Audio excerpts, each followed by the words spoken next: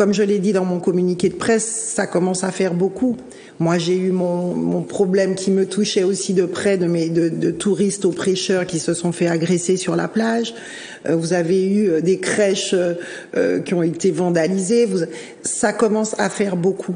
Et comme je le dis et je le redis, nous n'avancerons pas dans la violence. Pour moi, il faut encore une fois arriver à construire ensemble, se mettre autour d'une table, poser les problèmes. Ça ne veut pas dire qu'il ne faut pas de justice. Ça ne veut pas dire qu'il ne faut pas que des coupables soient désignés, mais pas dans la violence. Et aujourd'hui, on brûle ce hangar, c'est 50 familles derrière, c'est 50 employés, c'est du travail, c'est de l'avenir, c'est de l'espoir pour certains. Et je pense que vraiment, ces méthodes-là, il faut qu'on arrive à les bannir définitivement en Martinique et qu'enfin on puisse construire ensemble avec de l'amour et pas de la haine. Parce que là, on est dans la haine. On est dans la haine. Vous êtes martiniquaise, Karine Mousseau, vous avez été courageuse de sortir quand même ce courrier que vous avez envoyé à la presse. Et en retour, vous avez peut-être une campagne sur les réseaux sociaux. Vous êtes menacé, on vous a menacé? Oui, il y a des menaces. Forcément, il y a des menaces.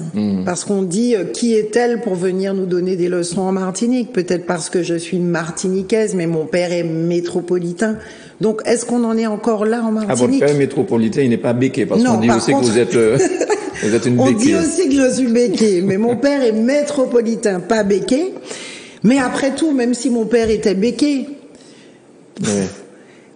vous, Mano, je sais pas, vous avez sans doute dans votre famille ou vos ascendants des gens de toutes les couleurs. Je confirme. Est-ce qu'on est encore là en Martinique en train de dire t'as trop noué, t'as pas assez noué pour faire politique, qui trop blanc, etc.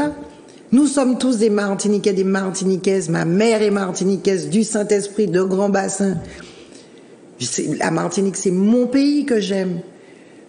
Donc, ensemble, nous devons construire ce pays avec nos différences. Mais je pense que c'est... Avec nos différences. C'est peut-être pas votre couleur qui a attisé cette campagne, c'est peut-être le fait que vous ayez sorti ce communiqué de presse où vous avez dit ce que vous avez dit. Oui, mais ce communiqué de presse où je dis simplement ne construisons pas sur la haine et sur la violence, construisons ensemble, dans l'amour, dans la paix. Un Martiniquais, il peut tout couler. Il peut tout couler. Ouais. Construisons ensemble. Ben là, la seule larme des autres en face, c'est de vous renvoyer à ce qu'ils voient de vous, votre couleur. Vous n'êtes pas peut-être tout à fait comme il faut et ça, là, ça devient grave.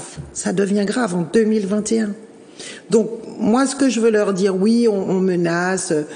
Vous savez, j'entends tout, la métisse qui vient nous donner des leçons. Mais, l'avenir du monde, c'est pas le métissage en Manou. Et puis des Martiniquais et des Martiniquaises, nous peut toutes couler.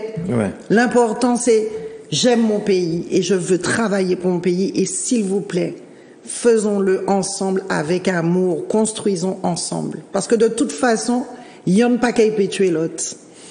Et en plus, je pense que vous avez raison, il faut dépasser ce genre de choses parce que cette histoire de Séguineau, quand même, depuis le temps que ça tourne en rond, ce sont les Martiniquais qui payent les pots cassés, et tout ça parce que le propriétaire du terrain, il est béqué. Exactement. Monsieur Bali est béqué, donc du fait qu'il soit béqué, on peut se réapproprier peut-être de son terrain comme ça.